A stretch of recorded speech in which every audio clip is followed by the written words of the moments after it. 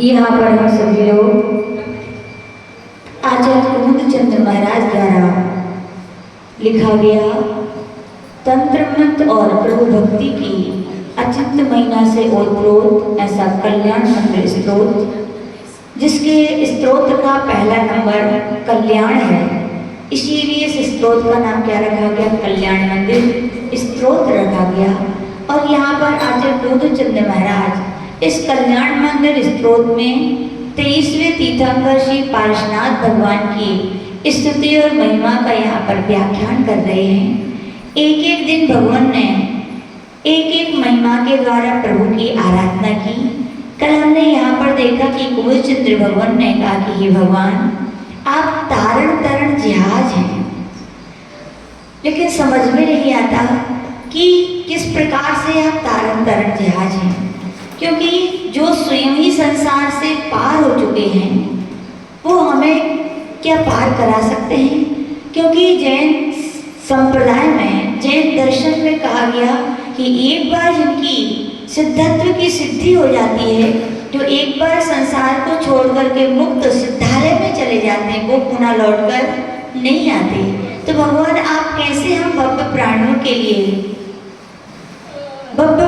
के लिए क्या करेंगे? तारने वाले हैं। तो यहाँ पर आचार्य भगवान कुमुदचंद्र भगवान ने यहाँ पर उदाहरण दिया कि भगवान कि जिस प्रकार से समुद्र में मशक में हवा भरी रहती है, तो उस हवा के भरे रहने से जो लोग क्या करते हैं कि उसमें हवा भरी रहती है, तो उसका आधार लेकर के वे लोग क्या हैं? संसार सागर को पार निकल जाते हैं। श्री भगवान मानते हैं कि आप संसार से पार हो चुके हैं, लेकिन जो भक्त आपको अपने हृदय में धारण करते हैं, वे भक्त भी क्या है? संसार सागर से क्या हो जाते हैं? पार चले जाते हैं। इसीलिए कहा गया कि आप तारण तरण क्या हैं? जहाज हैं, यानी कि भव्य प्राणियों के लिए संसार से तारने वाले हैं। यहाँ पर ऐसा हमने देखा था। आज आचार्य भगवान कुमुदचंद्र महाराज भगवान के उत्तम ब्रह्मचर्य की महिमा का क्या कर रहे हैं? बखान कर रहे हैं। क्योंकि अपने यहाँ पर 24 तीर्थंकर भगवंतों में 5 तीर्थंकर ऐसे हुए जिन्होंने ब्रह्मचर्य, अखंड ब्रह्मचर्य व्रत को क्या किया? धारण किया। ब्रह्मचर्य का अर्थ क्या होता है? ब्रह्मचर्य का अर्थ होता है जो स्वेच्छा से अपनी शादी नहीं कराते।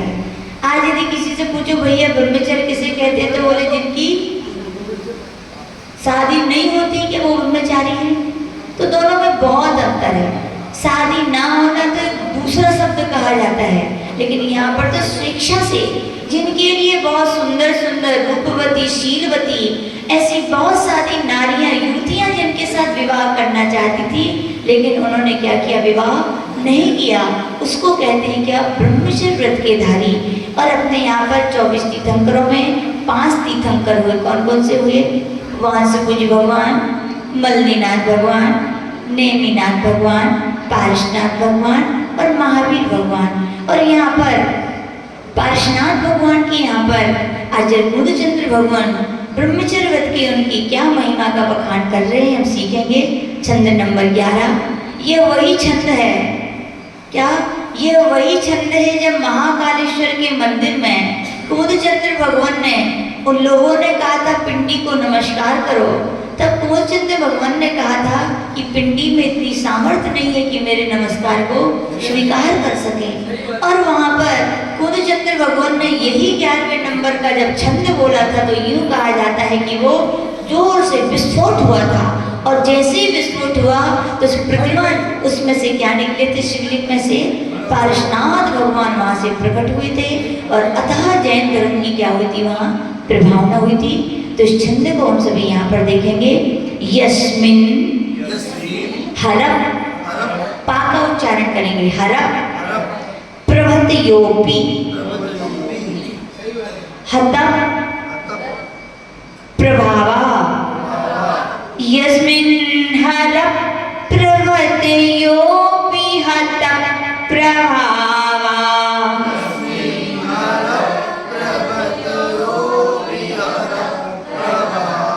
दो जगह पा का प्रयोग करना है। एक एक तो हर के बाद और एक हत के बाद। यस्मिन् हर प्रवतयोऽपि हत प्रभावा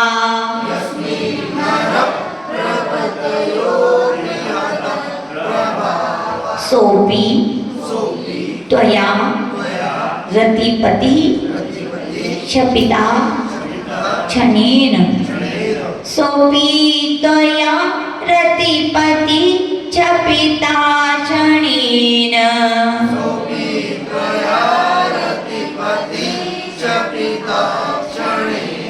विद्या पिता हुत भुजा पय साथ येन। विद्या पिता हुत भुजा पय साथ येन।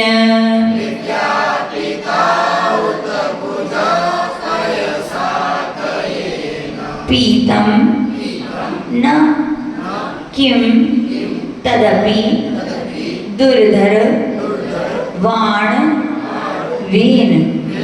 पीतम न किम तदपि दुर्धर वाण वेन।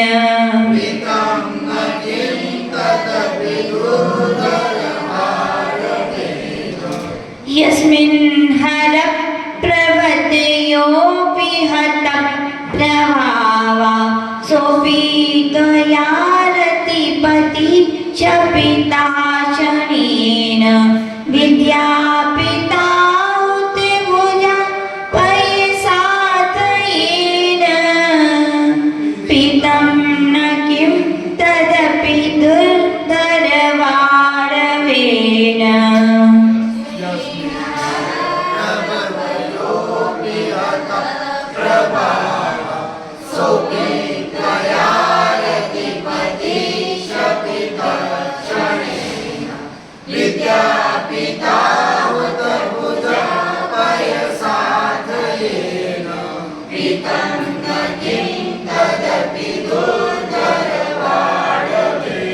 छंद बहुत सरल है, बस दो जगह ध्यान रखना है। हर के बाद पा का प्रयोग करना है और हत के बाद भी पा का प्रयोग। इस प्रकार से आज त्रिकोण चंद्र भगवान ने छंद लिखा और यहाँ पर उसका अपन अन्वयार्थ देखेंगे। यस्मिन यानी जिसके विषय में, किसके विषय में तो कह रहे हैं कौन? हर प्रभृतियोपि। हर का अर्थ होता है महेश। महेश यानी कि जिन्हें शंकर भी कहते हैं और जिन्हें बहुत सारे नामों से। प्रभृतिया, प्रभृतिया का अर्थ होता है आदि, यानी कि महेश आदि, महादेव आदि। अपि यानी भी। हत प्रभावा जाता, जिनके प्रभाव से हत यानी हार चुके थे। जाता यानी कि प्रभा रहित हुए थे, ऐसे साह यानी वह। रतिपति अपि, रतिपति का अर्थ होता है कामदेव, क्योंकि कामदेव की स्त्री लौकिक जो धर्म होते हैं वहाँ पर यानी कि कामदेव की पत्नी का नाम रति है और रति के पति कौन हुए? कामदेव। तो यहाँ पर रतिपति यानी कामदेव, अपि यानी भी, त्वया यानी आपके द्वारा, क्षणेन क्षण मात्र में, क्षपिता यानी नष्ट कर दिया गया। क्या कर दिया गया? नष्ट। यहाँ पर कहा गया कि हे भगवान आपके द्वारा क्षण भर में कामदेव को नष्ट कर दिया गया। जबकि यूं कहा जाता है कि लोक में जितने भी ब्रह्मा विष्णु महेश आदि जो देव हैं वे सभी उन कामदेव के द्वारा क्या है? हार चुके थे, लेकिन आपने उस कामदेव के लिए एक क्षण में क्या किया? जीत लिया। उदाहरण दे रहे हैं किस प्रकार से? अथ यानी कि ठीक है कि एन पैसा, एन पैसा कहाँ लिखा है? थर्ड लाइन में। यानी कि जिस जल ने, पयस का अर्थ क्या होता है? जल। पया क्या होता है? पया। जल के बहुत सारे पर्यायवाची नाम होते हैं, तो पैसा यानी कि जिस जल ने हुत भुजा विद्या पिता, और अग्नि का पर्यायवाची नाम होता है हुत भुजा, यानी अग्नि को विद्या पिता यानी बुझाया है। तत् अपि वह जल भी दुर्धर वाणवेन, प्रचंड बड़वानल के द्वारा। बड़वानल समझते हैं आप लोग? समुद्र में बहुत सारा पानी होता है, लेकिन कभी जब पृथ्वी का प्रेशर ज़्यादा हो जाता है नीचे की ओर, तो उसमें से लावा निकलता है। क्या निकलता है? अग्नि निकलती है, ज्वालामुखी फटता है जिसको कहते हैं। तो उसी को क्या कहते हैं? वड़वानल, यानी कि समुद्र में लगी हुई प्रचंड आग के द्वारा किम यानी क्या, ना पीतम, क्या वह जल पिया नहीं जाता है, क्या वह जल को सुखाया नहीं जाता है, अर्थात अवश्य सुखाया जाता है। यहाँ पर आचार्य गोविंदचंद्र महाराज एक उदाहरण दे रहे हैं कि नियम से लौकिकता में अपन सभी देखते हैं कि अग्नि लग जाए तो क्या करते हैं अपन लोग? जल के द्वारा उसको बुझा देते हैं। लेकिन गोविंदचंद्र महाराज कह रहे हैं कि मानते हैं कि अग्नि को जल के द्वारा बुझाया जाता है, लेकिन जब समुद्र में जब अग्नि रहती है तो वही अग्नि क्या करती है? जल को भी सुखा देती है। ऐसे यहाँ पर दे रहे हैं कि हे भगवान, जिस कामदेव ने हर विष्णु महेश आदि को क्या है? जीता है, लेकिन उसी कामदेव के लिए आपने एक क्षण में क्या कर दिया है? जीत लिया है, यानी कि आप कामजयी हैं। क्या है भगवान आप? समझ में आ गया अर्थ इसका? ठीक है। पार्श्वनाथ की गुण गाथा सब मिलकर गाओ रे,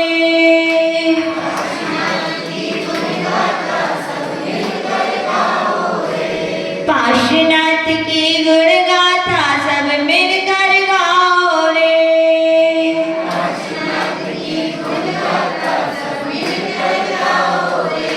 प्रभुवर की भक्ति ओहो प्रभुवर की भक्ति भाव पार लगाए रे, पार्श्वनाथ की गुण गाथा सब मिलकर गाओ रे।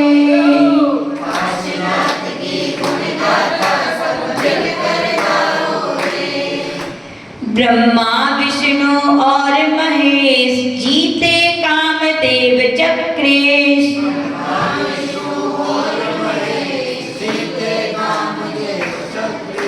ब्रह्मा विष्णु और महेश जीते कामदेव चक्रेश,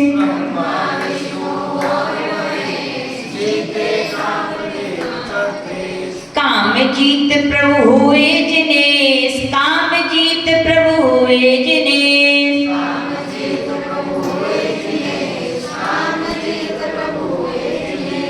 अग्नि समन करे है जल, जल को सुखाती तीव्र अनल, जल को सुखाती तीव्र अनल, पारस प्रभु है पूर्ण विमल, पारस प्रभु है पूर्ण विमल,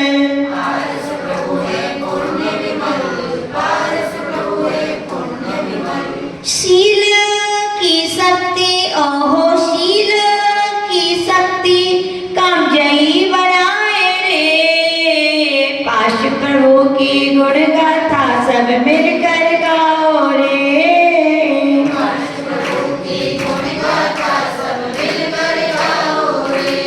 इस प्रकार से अपन ने यहाँ पर देखा। यूँ कहा जाता है कि सबको जीता जा सकता है, लेकिन कामदेव को जीतना बहुत कठिन होता है। हमारे यहाँ पर दिगंबर आमनाय में भी आचार्य जिनसेन महाराज हुए। कौन हुए? जिन्होंने आदि पुराण लिखा है। यूँ कहा जाता है कि साहित्य जगत के वे सिरमौर थे। इतना ज़्यादा साहित्य भाषा में ग्रंथ लिखने वाले प्रथमान योग के यदि कोई महान आचार्य हुए तो कौन हुए? जिनसेन आचार्य हुए, जिन्होंने आदि पुराण लिखा। कितने भागों में लिखा? 2 भागों में। बहुत मोटे मोटे ग्रंथ हैं और वे इतने विद्वान थे, उन्होंने प्रतिज्ञा ली थी, उनकी भावना थी कि मैं ऐसे केवल आदिनाथ भगवान के नहीं, अपने यहाँ पर 24 तीर्थंकर भगवान थे, उनके भी मैं सबका क्या लिखूं? जीवन का वर्णन करने वाला क्या लिखूं? पुराण लिखूं। लेकिन आयु कब किसकी अवसान की ओर आ जाए किसी को मालूम नहीं होता। यूँ कहते हैं कि आचार्य जिनसेन महाराज ने केवल आदि पुराण लिखे और शेष तीर्थंकर भगवंतों के पुराणों को लिखने के लिए कुछ नोट्स ही बना पाए थे, कुछ टिप्पणी तैयार कर पाए थे, और उनकी क्या हो गई थी? समाधि का समय आ गया था। और यूँ कहा जाता है कि जब जिनसेन महाराज का जब आदि पुराण ग्रंथ इस दुनिया के जैन से अलग जो जैनेतर विद्वान हैं जब उन्होंने पढ़ा, तो उसमें जब स्त्री के श्रृंगार का वर्णन किया गया कि स्त्रियों का ऐसा ऐसा रूप होता है, तो यूँ कहा जाता है, अपने यहाँ भी सब कई लोग बोलते हैं कि प्रतिमान योग बोले नहीं पढ़ना चाहिए। क्या नहीं पढ़ना चाहिए? क्योंकि प्रतिमान योग में स्त्रियों के अंगों पांगों का हाव भाव का वर्णन होता है और उसको पढ़ने से बोले परिणाम खराब हो जाते हैं। याद रखना, एक गाय के कितने थन होते हैं? 4 थन होते हैं। चारों थन में से दूध निकलता है, क्या अलग अलग होता है? एक थन का दूध यदि पौष्टिकता प्रदान करने वाला है तो क्या दूसरे थन का दूध क्या पौष्टिकता नहीं देगा? अवश्य देगा। याद रखना, जिनेंद्र देव की वाणी जिनवाणी है और जिसको सुनकर के गणधर भगवंतों ने जिसे लिपिबद्ध किया और जिसे 4 विभागों में बांटा, वो कौन से विभाग हैं? प्रथमान योग, करणान योग, चरणान योग और दिव्यान योग। जिन लोगों की ये भ्रांतियां हैं कि प्रतिमान योग नहीं पढ़ना चाहिए, उनसे हम नहीं कह रहे। पूज्य गुरुदेव कहते थे, आचार्य गुणभद्र महाराज हुए, कौन हुए? उन्होंने अपने आत्मानुशासन ग्रंथ में लिखा कि एक एक अनुयोग से सम्यक दर्शन उत्पन्न होता है, सम्यक दर्शन निर्मल होता है और सम्यक दर्शन दृढ़ होता है। तो भैया बताओ, परिणाम विकृत हो रहे हैं तो क्या ग्रंथ विकृत किए? जैसे आंखों का काम क्या है? देखना है। आंखें सब कुछ देखती है लेकिन मन ना सोचे तो बताओ परिणाम विकृत होंगे? आंखों का काम तो क्या है? देखना है। ऐसे ही भैया ग्रंथों में कहा गया, साहित्य जब लिखा जाता है तो साहित्य रूखा सूखा नहीं लिखा जाता। साहित्य जब भी लिखा जाता है भरपूर उसमें रस का, अलंकारों का वर्णन किया जाता है और रस और अलंकार तभी फलीभूत होते हैं जब जिस रस को सुने और वो रस का जोश आ जाए। क्या आ जाए? जब जिनसेन महाराज के ऊपर एक आक्षेप लगाया गया कि आपने जो प्रतिमान योग आदि पुराण ग्रंथ लिखा है उसमें स्त्रियों के इतने हाव भाव का वर्णन किया है, आप कैसे दिगंबर संत होंगे? कैसे आपका ब्रह्मचर्य व्रत रहा होगा? नियम से आपका शील में दोष लगे होंगे। बोले ये क्या लिया? उनके ऊपर आक्षेप लगा दिया गया कि ऐसा लिखने वाले व्यक्ति के अंदर कैसे शील की निर्मलता हो सकती है। तब जिनसेन महाराज ने कहा कि भैया एक एक अनुयोग में सम्यक दर्शन यानी प्रतिमान योग ग्रंथ में आचार्य गुणभद्र महाराज कह रहे हैं कि प्रतिमान योग ग्रंथ को पढ़ने से उपदेश सम्यक्त होता है। कौन सा होता है? 10 प्रकार के सम्यक दर्शन का वर्णन आचार्य श्री गुणभद्र महाराज ने आत्मानुशासन में किया और वहां पे स्पष्ट लिखा, उपदेश नाम का जो सम्यक दर्शन होता है वो नियम से प्रतिमान योग के ग्रंथों को पढ़ने से ही होता है। किसको होता है?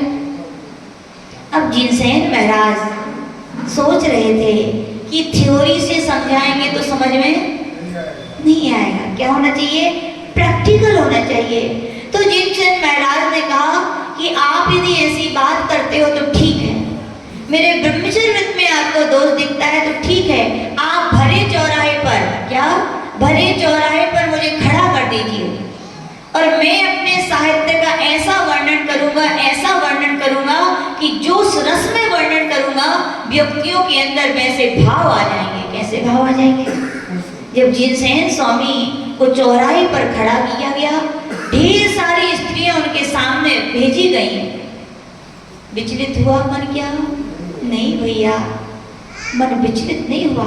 यूं कहा जाता है कि जिनसेन महाराज ने वहां पर वीर रस का वर्णन किया। क्या किया? वीर रस का ऐसा वर्णन किया, ऐसा वर्णन किया कि सभा में बैठे हुए सब लोग जोश में आ गए। किसमें आ गए?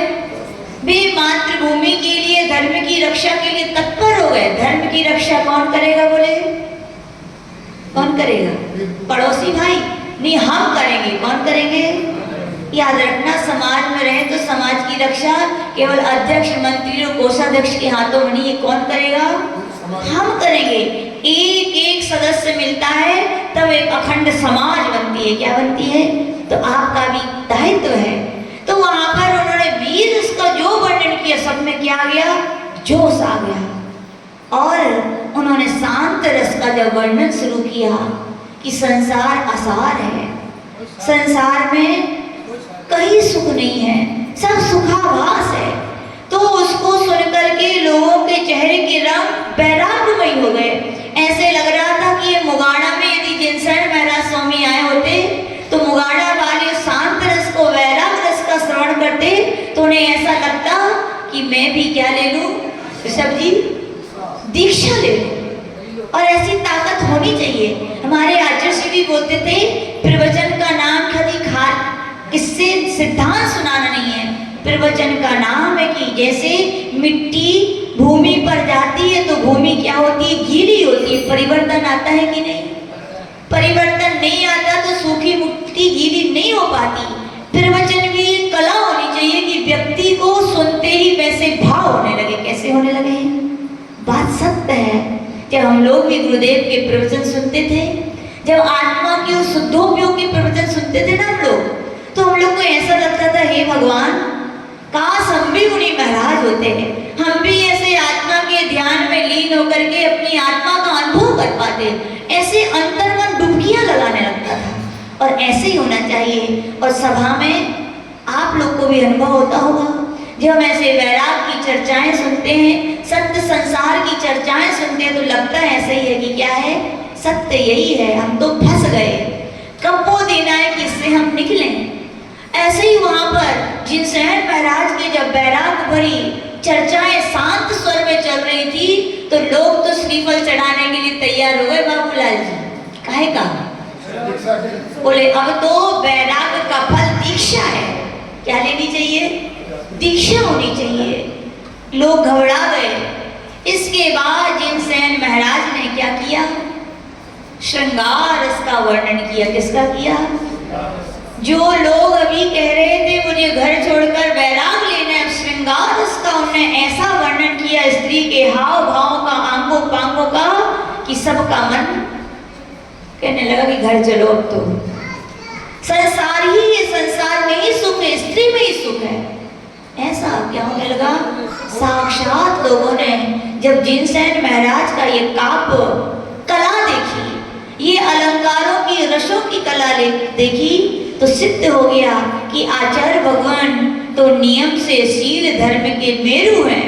बस कला है तो उनकी किसकी कला है? ये उनके साहित्य की कला है। और साहित्य में तभी ताकत आती है जब पूर्ण उसमें रस हो, पूर्ण क्या हो, अलंकार हो। तो याद रखना प्रतिमान योग के ग्रंथों को सुनकर, अब उन्होंने तो लिखा था, लेकिन कई लोग बोलते हैं पढ़ करके भाव खराब होते। पढ़ना चाहिए कि नहीं पढ़ना चाहिए? बोलो भैया, पढ़ना चाहिए।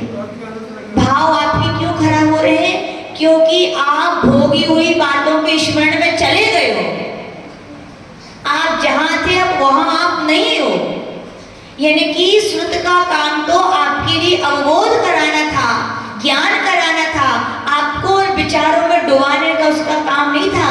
जैसे किसी स्त्री को देख करके यूं कथन आता है कि सूरदास जी पहले अंधे नहीं थे। जो यानी कि हिंदू साहित्य में एक महाकवि सूरदास जी कहे गए, वो कारू जी अंधे नहीं थे। यूं कहा जाता है कि एक बार वे कहीं से गुजर रहे थे तो उनकी नजर एक स्त्री पर पड़ गई। किस पे पड़ गई? और उनके क्या हो गए? भाव खराब हो गए। वे भाव खराब हो गए। जब घर पर आए तो क्या उनके भाव में परिवर्तन आया। ओहो, ये मैं क्या सोच रहा हूँ, मैं तो एक संत हूँ, मैं ऐसे विचार नहीं कर सकता हूँ। और वे में परिवर्तन आया और उन्होंने क्या सोचा कि ये सब जो कुछ हुआ मेरी आंखों के कारण हुआ। किसके कारण हुआ? और तो उन्होंने क्या किया, यूं कहते गरम गरम सलाखाएं लिए और अपनी दोनों आंखों में घुसा दी। क्या हुआ? दोनों आंखें फूट गई, लहू लुहान हो गई, आंखों से रक्त बहने लगा। उसी समय एक उनके मित्र आए, उन्होंने उनकी ये हालत देखी, पूछा सूरदास जी ये क्या है, ये आपकी आंखों में कैसे क्या हो गया? तो सूरदास जी ने कहा कि अपराधी को सजा दी गई है। क्या दी गई है? अपराधी को अपराध की सजा दी गई है। सत्य है ना? सही किया ना? तो मित्र ने कहा ये कैसा अपराध और कैसे अपराधी को समझे, कुछ समझ में नहीं आया। तो सूरदास जी ने बता दिया कि मैं यूं जा रहा था, एक स्त्री को देख के मेरे भाव खराब हो गए हैं और मैंने क्या किया, इन आंखों ने देखा था तो इनको आंखों को मैंने, तो उनके मित्र बड़े ज्ञानी थे, उन्होंने सूरदास जी का, सूरदास जी आपने किसी की सजा किसी को दे दी, आपने न्याय नहीं, बहुत बड़ा अन्याय कर दिया। क्या कर दिया? बोले हाँ, बोले आंखों का काम तो क्या है? देखना था। आप यूं अपने जैन धर्म में पूज्य आचार्य विशुद्ध सागर जी महाराज कहते हैं, या कहें कि अपने जिनेंद्र भगवान ने ग्रंथों में कहा है कि देखो, जानो और जाने दो। क्या करो? देखो, जानो और जाने दो। आंखों का काम देखना था। यदि आप उसका ये जो आपने विचार खराब किए, वो किसने किए? आपके मन ने किए। किसने किए? आपके। सजा किसको देनी थी? बोले मन को देनी थी। और आपने किसको दे दी? आंखों को दी थी ना। ऐसे याद रखना, मन जब अपना खराब होता है, अपने मन में विकृतियां होती हैं, अपना मन पूर्व की बातों में चला जाता है, तो महान प्रतिमान योग ग्रंथों को पढ़ करके भी हमारे भाव क्या हैं? खराब हो जाते हैं। लेकिन जब उन्हीं ग्रंथों को एक वैरागी पढ़ता है, हमारे यहाँ भी स्वाध्याय चलता है संग में, और सामूहिक चलता है। और आचार्य जी बताते थे कि जब वाचनाएं होती थी प्रतिमान योग के ग्रंथों की भी, पूज्य गुरुदेव इतने महान ज्ञानी आचार्य भगवंत थे कि उन्होंने जहाँ सठखंडागम ग्रंथ की पर वीरसेन महाराज के द्वारा लिखी गई धबला ग्रंथ की 16 वाचनाओं की बुंदेलखंड में एक एक गांव में जाके वाचना की। वहीं प्रतिमान योग ग्रंथ की भी वाचनाएं होती थी। और जब श्रृंगार रस का ऐसा वर्णन आता था तो पूज्य गुरुदेव क्या कहते थे? इतने पेजों को पलट दीजिए। क्या कर दीजिए? पलट दीजिए। क्या कर दीजिए? और वही हम लोग करते थे। जब श्रृंगार रस मानते हैं कि अनादिकाल के संस्कार खराब है, अभी बैराग इतना परिपक्व नहीं है, तो क्या करो? उन पेजों को इतना पलट दो। पढ़ो ही नहीं ना। लोग ऐसे हैं, पढ़े बिना चलता भी नहीं है। पढ़ते हैं और फिर बोलते हैं कि ग्रंथ खराब है। नहीं भैया, सच्चे वैरागी भी पढ़ते हैं। कौन पढ़ते हैं? जब जिनको दीक्षा के बहुत वर्ष हो गए हैं, जो वैराग में परिपक्व हो गए हैं, ऐसे लोगों के ऊपर जिनका वैराग पक्का है, उनके ऊपर कोई भी रंग चढ़ाओ, चढ़ेगा क्या? जैसे लोहे की तलवार को एक बार क्या बोलते हैं उसका, तेजाब का पानी चढ़ा दिया जाए, फिर उसको कोई मोड़ सकता है क्या? बोलो। तलवार टूट सकती है, फिर मुड़ नहीं सकती। ऐसे ही वैराग का ऐसा रंग चढ़ता है जिन वैरागियों के ऊपर, उनके ऊपर फिर संसार का, राग का, श्रृंगार का कुछ भी रंग डालो, कोई असर नहीं करता। प्रतिमान योग में यूं कहा जाता है, बच्चे होते हैं ना, बच्चे स्कूल नहीं जाते तो क्या करते हो? टॉफी देते हो। और पूज्य गुरुदेव जब स्कूल नहीं जाते थे तो उनके पिताजी उन्हें बेसन का लड्डू देते थे, जाओ तो भैया।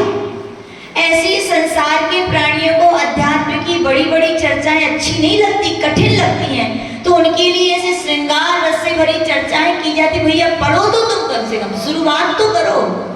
और जब तुम ऐसा पढ़ोगे तुम्हारा बैराग पक्का होगा। तो इन ग्रंथों को पढ़ो। तो जिनसेन महाराज जहाँ कह रहे हैं कि वो राजा की स्त्री इतनी सुंदर थी, वही देखो अंत में क्या कह रहे हैं उपसंहार में, उस राजा को जब वैराग हुआ तो उस स्त्री का भी त्याग कर दिया। यानी कि वो स्त्री श्रृंगार रस वाली, जो उसके हाव भाव थे सुंदर थे, लेकिन आत्मा से सुंदर वो नहीं थी। अपने आत्म कल्याण से ज्यादा उसका मूल्य नहीं था। तभी तो उसे क्या है, वैराग हुआ तो छोड़ दिया गया। तो कहने का तात्पर्य, जिनसेन महाराज कसौटी पर क्या उतरे? खरे उतरे कि भैया ये लिखना एक बात अलग है और होना बात एक अलग है। और वास्तविकता में सरल है क्या ब्रह्मचर्य व्रत धारण करना? नवनिवेश दिगंबरत्व को धारण करना क्या सरल है भैया? लोग ये कह देते हैं जिनके यहाँ खाने को नहीं होता, जो गरीब होते हैं वे लोग दीक्षा ले लेते हैं। यार सब भैया बोले श्रीमती जी चली नहीं, अब क्या करने? बोले चल चलो दीक्षा ही ले लो। नहीं, यूं ही कोई दीक्षा मालूम कौन लेते हैं, कौन नहीं लेते? तो कहा गया अंतर विषय वासना भारी, बाहर लोक लाज भयकारी, परम दिव्याते परम दिगंबर मुद्रा, धार सके न दीन संसारी। हर व्यक्ति के बस की है कि दिगंबर वेश धारण करना। एक बार कुछ लोग चर्चा कर रहे थे समाज में, बोले ऐसे ही बन जाते हैं लोग, कपड़े उतार लिए, बोले बस कौन सा बड़ा काम कर लिया। बोले खाने को लड्डू मिले और लोग कहें महाराज बड़े बढ़िया लड्डू खा रहे, बड़े बड़े पकवान खा रहे, घर में थे नहीं। बोले कुछ व्यक्तियों ने इस चर्चा को सुन लिया तो वे जैन धर्म के जो व्यक्ति थे, समाज के व्यक्तियों के पास गए। बोले भैया आप दिगंबर को धारण करना सरल समझते? बोले हाँ, कौन सी बड़ी बात है? बोले अच्छा। बोले एक काम करो, बोले जेब चेक दिया खाली, क्या दिया? जो लिखना है वो लिख लो, बस इस चौराहे से उस चौराहे तक नग्न वेश धारण करके चले गए, जाके दिखा दो। सरल है क्या? तो छोटे छोटे बच्चे की भी जो पहले 5-7 साल तक नग्न वेश में घूमते थे कि नहीं घूमते थे। भद्रबाहु स्वामी के विषय में कहा जाता है, जिनसेन महाराज के बारे में कहा जाता है, जिन्होंने 9 वर्ष में दीक्षा ले ली, 9 वर्ष तक कभी उन्हें कपड़े ही नहीं पहने। क्या नहीं पहने? और आज के बच्चे थे कोई तत्ते से धोखे से उनकी वो खिसका भी है ना, वो ऊपर कर लेते हैं। यद्यपि उनके अंदर विषय वासना नहीं है, लेकिन लोक लाज क्या है? लोक लाज के कारण भी व्यक्ति दिगंबर वेश धारण उस व्यक्ति से कहा भर दो, तुम जितने भरना है उतने भर दो, लेकिन जाके दिखा दो। सरल है क्या? वस्त्र क्यों पहने जाते हैं? पूज्य गुरुदेव बोलते थे कि वस्त्र शरीर को ढकने के लिए नहीं पहने जाते, वस्त्र वासनाओं को ढकने के लिए पहने जाते हैं। जिनके अंदर में वासनाएं होती हैं वे कायर पुरुष दिगंबर वेश को धारण वे दीन पुरुष नहीं कर पाते। जिनके अंदर वीरता होती है, जिनके अंदर वासनाएं नहीं होती, वे बालकवत, कैसे बालकवत इस धरा के, इस धरती के जीते जागते यदि कोई देवता है तो वे कौन है? दिगंबर वेश को धारण करने मुनि महाराज हैं, वे ही बहादुर हैं, वे ही वीर हैं, जिन्होंने क्या कर लिया? विषय वासनाओं को भैया जीता है। नहीं जीत पाते तो सरल नहीं था। तो आचार्य भगवान कह रहे भैया इस दिगंबर वेश को धारण करने वाले धरा के संत क्या हैं? धन्य हैं। आज चाहे जैन हो चाहे अजैन हो, कोई भी समाज के संत के साधु हो, सब झुकते हैं। किसके सामने झुकते हैं? दिगंबर संतों के सामने। कि खाना पीना छोड़ना कोई बड़ी बात नहीं है, सबसे बड़ी बात तो क्या है? विषय वासनाओं को जीतना है। वो भी क्या है? झुकते हैं। तो यहाँ पर पार्श्वनाथ भगवान की भी स्तुति कही गई है। भगवान पार्श्वनाथ जिस कामदेव ने बड़े बड़े ब्रह्मा विष्णु और महेश, हमारे यहाँ भी कई कहानियां ऐसी आती है कि पहले दिगंबर मुनि महाराज रहे। एक रुद्र की कहानी आती है अपने लोगों के यहाँ पे कि रुद्र भी बहुत बड़े मुनि महाराज होते हैं, जो भी तीर्थंकरों के पादमूल में बैठ करके जो विद्यानुवाद नाम के पूर्व का अध्ययन करते हैं। क्या करते हैं? 10वें अपने यहाँ पर 14 प्रकार के पूर्व कहे गए उपाध्यायों के मूल गुण होते हैं। कितने होते हैं? कितने होते हैं? 25। कितने होते हैं? जिनमें क्या होते हैं? 11 अंग और 14 पूर्व होते हैं। उनमें 10वें नंबर के पूर्व का नाम है विद्यानुवाद पूर्व। कौन सा है? जब तीर्थंकर के पादमूल में बैठ करके, ये केवली के पादमूल में बैठ करके विद्यानुवाद का पूर्व का अध्ययन किया जाता है तो कहा जाता है कि बहुत सारी विद्याएं क्या है? पूरी देवता उनके सामने खड़े हो जाते हैं, कहते कहिए आपकी क्या सेवा करें। परम वीतरागी मुनि महाराज जिन्हें आत्मा की सिद्धि की प्रसिद्धि करना ही उपाधि है, वे इन विद्याओं के चक्कर में नहीं पड़ते। लेकिन जिनका वैराग कमजोर होता है या कहें जो दीर्घ संसारी हैं, जिनकी दुर्गति होने वाली होती है, ऐसे लोग उसमें क्या है? फंस जाते हैं। और वे विद्या देवता क्या करते हैं? उनके लिए हाव भाव दिखाकर क्या करते हैं? च्युत कर देते हैं। किससे कर देते हैं? अपनी दिगंबर साधना से च्युत कर देते हैं। इसीलिए मुनि महाराज और माता जियों के लिए कहा गया भैया ब्रह्मचर्य व्रत आपने धारण किया, अखंड जो त्रिलोक पूज्य है, उसकी यदि रक्षा चाहते हो तो 5 भावनाओं को निरंतर भाव। और उसमें कहा स्त्री राग कथा श्रवण, तन मनोहरांग निरीक्षण, पूर्वतानुस्मरण, दृष्टेष्ट स्वा शरीर संस्कार त्यागा, पंच। किसी के भी अंगों को आप मत देखिए। क्या करिए? क्योंकि देखने से साइंस भी स्वीकार करता है, कुछ सेकंड ही यदि व्यक्ति किसी को राग भरी दृष्टि से देखता है तो क्या होता है, उसके परिणामों में विकार आ जाते हैं। यूं कहा जाता है वे रुद्र भी उन देवियों को देखते हैं तो क्या हो जाते हैं, उनके प्रभावित हो जाते हैं, संयम साधना से च्युत हो जाते हैं। इसीलिए सच्चे जो महाराज माता जी होते हैं वे ज्यादा अपनी नजरों को इधर उधर, हम लोग संग में आए थे ना तो आर्टिस्ट बोलते थे, देखते थे कौन कैसे देख रहा है, तिरछी निगाहों से देखना, बार बार किसी को देखना, टकटकी लगा करके देखना। पूज्य गुरुदेव थे, ये सब विकार के चिन्ह हैं। किसके चिन्ह हैं? कि आपके अंदर नियम से विकार है। और पूज्य गुरुदेव बोलते थे ये ऐसा नहीं है कि आप बिलिंगी से बात नहीं करें, कि स्त्री पुरुष से बात ना करें, पुरुष स्त्री से बात करें, लेकिन किस में करें? अपनी मर्यादा में, सहजता में करें। सहजता में यानी कि व्यक्ति बात भी करता है लेकिन सामने नहीं देखता, इधर उधर देखता है। कहाँ देखता है? नजरों से नजरें नहीं मिलती। तो ऐसे का दिगंबर मुनि महाराजों से कहा कि भैया अपने संयम की रक्षा चाहते हो तो इधर उधर देखने की जरूरत नहीं है, आप तो अपनी आत्मा को देखने निकले हो। किसको निकले हो? आज देखो दुनिया में जितने भी ऐड आते हैं, किसके आते हैं बोलो? सब स्त्रियों के। क्यों? और आप लोग को बुरा ना लगे, मानते हैं किसी के घर की परिस्थिति है तो बैठना पड़ता है, लेकिन इसमें भी लोग छिपी हुई बातें होती हैं कई असभ्य लोगों की, कि स्त्रियां बैठती तो दुकान है। ये रीजन इसीलिए कहा गया भैया ये सब क्या है? विकार को उत्पन्न करने वाले हैं, ऐड दिए जा रहे हैं, यानी कि स्त्रियों के हाव भाव के, क्योंकि पुरुष लोग उससे क्या होते हैं? आकर्षित होते हैं।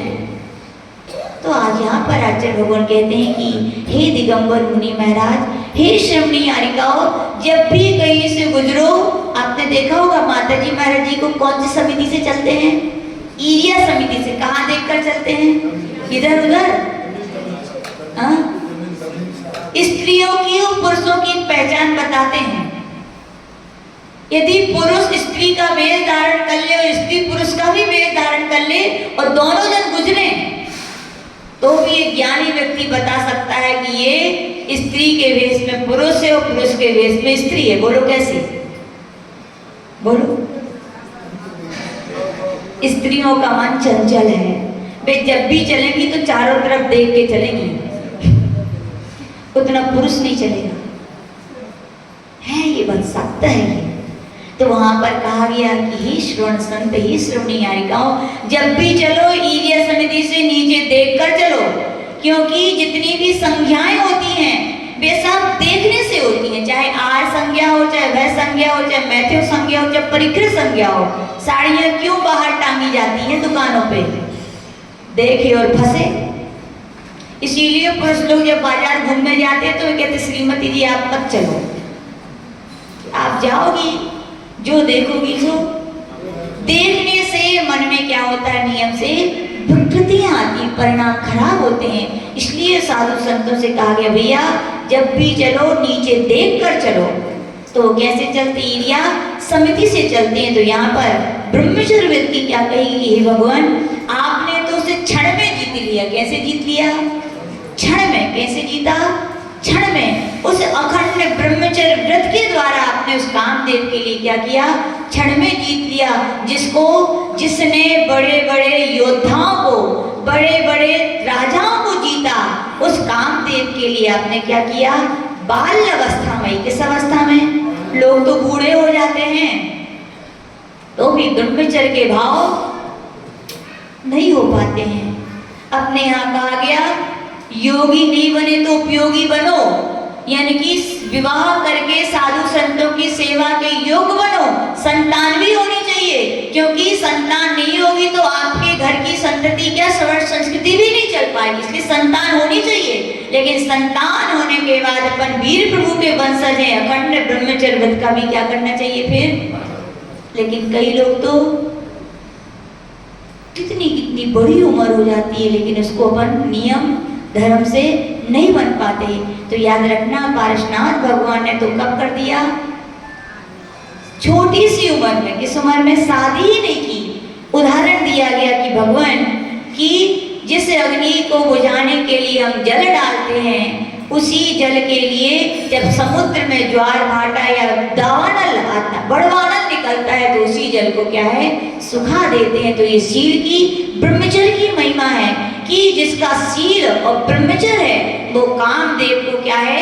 जीत सकता है। जिसके अंदर विषय वासनाएं नहीं है वो क्या है? कामदेव को जीत सकते हैं। इस प्रकार से कहा गया। इसकी कहानी आती है और कहानी आप लोगों की सुनी है, इसलिए हम ज्यादा नहीं सुनाएंगे। सुदर्शन सेठ की कहानी है। जिसकी आई है? सुदर्शन सेठ बहुत सुंदर थे और यूं कहा जाता है 24 कामदेव में, कामदेव में उनका नाम आता है। सुदर्शन सेठ बहुत सुंदर थे।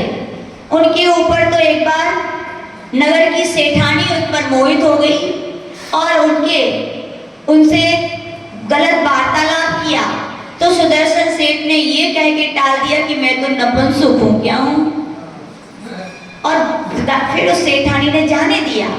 कुछ दिन के बाद उनका विवाह हुआ। विवाह के बाद एक सुंदर सा पुत्र हुआ। एक दिन की बात है, रानी के साथ वो सेठानी महल के झरोखे में बैठी थी और वो सुदर्शन सेठ की पत्नी अपने बच्चे को लिए वहां से गुजर रही थी। तो रानी ने कहा कि ये कौन है? तो सेठानी ने बताया, ये महिला ने बताया कि अपने नगर सेठ सुदर्शन सेठ की क्या है? पत्नी है। बोले और इसके हाथ में कौन है? तो उसने कहा ये उसका पुत्र है। तो सेठानी तो आश्चर्य पड़ गई, अरे उसने तो कहा था मैं तो पुत्र कैसे? उसने मुझे धोखा दिया। सेठानी बहुत कुपित हुई, लेकिन रानी के ने जब मोहित हो गई, मोही व्यक्ति क्या नहीं करता? काम न देखे जात कुजात। इन्हें कितने बड़े राजा की रानी देखो मोहित हो गई, तो क्या विचार कर रही है कि मैं इसके साथ अवश्य रहूंगी, इसके मोहित होगी मैं। तो कहती है बुलाना चाहिए। कैसे उसने उपाय निकाले थे आप सभी को मालूम है। सुदर्शन सेठ एक सुधी श्रावक थे। उनका एक पत्नी व्रत था और अष्टमी चतुर्दशी को वे नग्न अवस्था में शमशान में जाकर क्या करते थे? ध्यान करते थे। याद रखना, मनुष्य पर्याय रोटी कपड़ा और मकान के लिए नहीं है। योगी नहीं बन पाए तो उपयोगी बनो, उपयोगी बनो यानी धर्म साधना भी गृहस्थ में रह के करो। गृहस्थ यदि धर्म ध्यान नहीं करता तो याद रखना उसका सच्चा गृहस्थपना भी वो गृहस्थीपना नहीं है। गृहस्थ वही शोभित होते हैं जो जिनका धर्म का श्रृंगार है जिनके ऊपर। वो एक धार्मिक था, हर अष्टमी चतुर्दशी को उपास करता था। उस रानी ने पता करवा लिया कि सुदर्शन सेठ अकेले में कब और कहाँ मिलते हैं। तो जानकारी मिली कि अष्टमी और चतुर्दशी को सुदर्शन सेठ शमशान में या वन में जाकर के नग्न वेश में क्या करते हैं? ध्यान करते हैं रात्रि भर। पता करवा लिया और दासी को तैयार कर लिया जैसे तैसे। यद्यपि दासी ने बहुत समझाया कि रानी आप एक रानी हैं, राज्य की रानी ऐसे कुलक्षणों को करेगी तो क्या होगा इस राज्य का। बहुत समझाया, लेकिन मोही जीव राग के रंग को भी जब चढ़ता है तो कोई समझा नहीं पाता। काम का वेग ऐसा होता है कि किसी को कुछ समझ में नहीं आती। क्या करे, वो तो दासी थी, रानी की बातों में आना पड़ा और उसने विचार किया कि कैसे सुदर्शन सेठ को यहाँ लाया जाए। उसने युक्ति अपनाई, एक पुतला बनाया, 7 पुतले बनाए। कितने बनाए? एक दिन रात्रि के समय उस पुतले को लेकर रानी के महल की ओर गई। रानी का महल रणवास बहुत सारी सुरक्षा का केंद्र होता है, बहुत सारी सुरक्षा थी, यूं ही सबको जाने नहीं मिलता। तो दासी ने क्या किया, उस पुतले के लिए कपड़े से ढका और राजमहल में रात्रि के समय प्रवेश करने लगी। सिपाहियों ने क्या किया, रोक दिया। तो उस दासी ने कहा कि रानी कामदेव की उपासना कर रही है और मैं एक कामदेव का पुतला लेके जा रही हूँ। लेकिन सिपाहियों को विश्वास नहीं हुआ, बोले तुम ऐसे ही गलत। तो उसने क्या किया, उस पुतले को दिखा दिया। दिखाया क्या, गिरा दिया। उनकी नोक झोंक में पुतला गिर गया और क्या हुआ, टूट गया। तो दासी ने उसको कुपित होकर के कहा, यदि रानी जी को पता चलेगा कि तुमने उनकी पूजा की उस पुतले को गिरा दिया है तो तुम पर क्या होंगी, वे कुपित होंगी, राजा से दंड दिलवाएंगी। तो सिपाहियों ने क्षमा मांग ली कि भैया अब हो गई गलती, लेकिन अब से मैं नहीं करूंगा। तब उस दासी ने ऐसे रानी तक पहुंचने के लिए 7 गेट थे। कितने गेट थे? एक एक दिन करके रानी ने एक एक पुतले के द्वारा एक एक गेट पर खड़े हुए सिपाहियों से क्या किया, उसको अपनी बात बनवा ली। और सातों सिपाही डर गए कि अब यदि आप निकलोगे तो मैं आपको मना।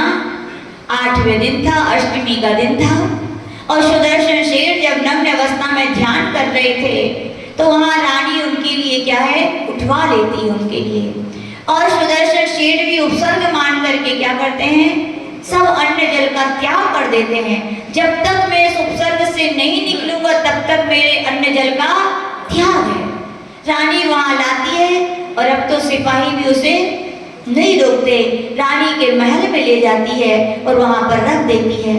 रानी अपने हाव भाव प्रकट करती है, लेकिन सुदर्शन के ऊपर कोई असर नहीं होता। सुदर्शन आंख खोलते हैं, रानी अपनी भावना को प्रकट करती है, लेकिन सुदर्शन अपनी आंखों को क्या कर लेते हैं, नीचा कर लेते हैं और कहते हैं, हे राजमाता, तुम तो राजा की पत्नी यानी मेरी माँ के समान हो, और एक माँ ऐसे विचार अपने पुत्र के प्रति नहीं कर सकती है।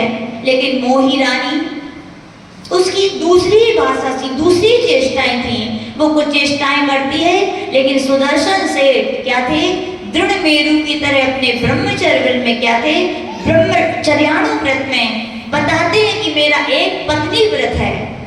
लेकिन रानी के ऊपर कुछ भी असर नहीं पड़ता। पूरी रात्रि हो गई, लेकिन सुदर्शन में सेठ अपने व्रत से चलायमान नहीं हुए।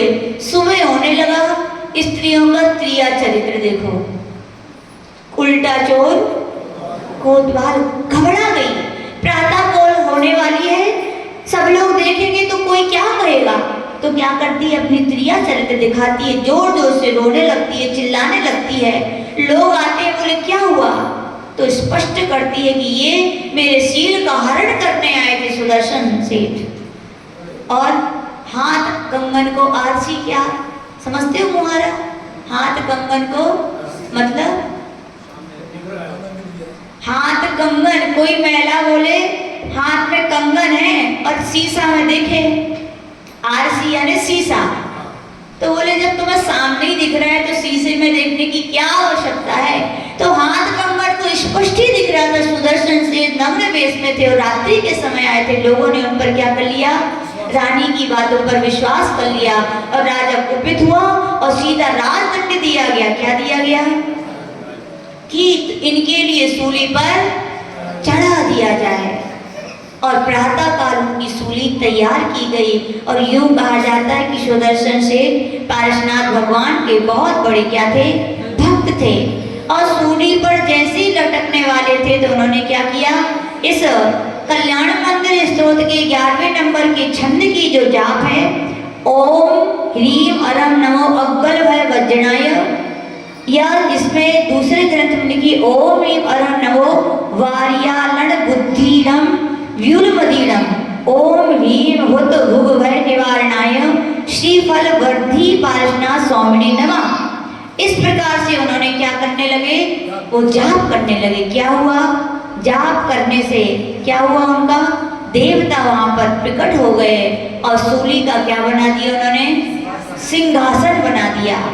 लोग चकित रह गए, ये क्या हो रहा है। ऐसे कई बार उनके लिए सूली पर चढ़ाया गया, लेकिन क्या हो गया, सूली का सिंहासन। पूरे नगर में खबर पहुंची, और खबर कहाँ पहुंची, राजा के पास। राजा आया, उस देव ने प्रकट होकर के सारी रानी की बातों को स्पष्ट किया, और राजा और सुदर्शन सेठ की सच्चाई का क्या हुआ, वहां पर प्रकटीकरण किया कि सुदर्शन सेठ ब्रह्मचर्य व्रत के यानी कि एक पत्नी ब्रह्मचर्याणु व्रत के शील में अखंड महापुरुष है। याद रखना, अपने यहाँ पर सतियों में बहुत सारी महिलाओं का नाम लिया जाता है अभिषेक भैया, लेकिन पुरुषों में एक ही है इकलौते, या कहे दूसरे जम्बू स्वामी। कौन है, सुदर्शन सेठ का नाम लिया, दूसरे जम्बू स्वामी जिनका विवाह भी हो गया। सारी स्त्रियों ने रात भर बहुत आहवाव किए होंगे। और जम्बू स्वामी का नियम था कि प्रातः काल होगा और मैं क्या ले लूंगा, उनके वैराग्य को भी उनकी रानियां डिगा नहीं पाई। सुदर्शन की सेठ के लिए भी वो रानी उनके व्रत से डिगा नहीं पाई। हमें भी शिक्षा लेनी चाहिए। मानते हैं समय खराब है कि नहीं? लोग ऐसी दुनिया में चीजें दिख रही हैं, लेकिन याद रखो आंखों का काम क्या है, मन का काम तो नहीं है। मन में तो अपने जिनेंद्र देव की वाणी को बसाओ। किसको बसाओ? जिन वाणी के वचनों को बसाओ, अपने गुरुओं के वचनों को बसाओ, अपने जैन धर्म के ब्रह्मचर्य महाव्रत के उस आदर्श को अपनाओ कि अपने वीर भगवान के आदर्श को अपनाओ, पारसनाथ भगवान के आदर्श को अपनाओ कि उन पारसनाथ और भगवान महावीर के वंशज हैं जिन्होंने ब्रह्मचर्य व्रत का उपदेश ही नहीं दिया, अपने जीवन में क्या किया, उसे साकार किया। हम भी सब कुछ देखें लेकिन अपने विकारों को हम परिवर्तित नहीं होने देंगे। और तभी हो सकता है जब शादीशुदा पुरुष और स्त्री क्या धारण करें, एक पत्नी व्रत और एक पति व्रत धारण करें। व्रत धारण होता है, मन चलायमान होने को हो सकता है, लेकिन याद आता है, स्मरण आता है, संकल्प में भी बहुत बड़ी ताकत होती है कि नहीं? जब याद आता है हमारे व्रत है तो विकार वे परिणाम क्या हो जाते हैं, दूर चले जाते हैं। और उम्र के हिसाब से अपन को क्या करना चाहिए, अखंड धीरे धीरे ब्रह्मचर्य व्रत को क्या करना चाहिए, धारण करना चाहिए और अपनी आत्मा का कल्याण करना चाहिए। जय बोले श्री पार्श्वनाथ भगवान की।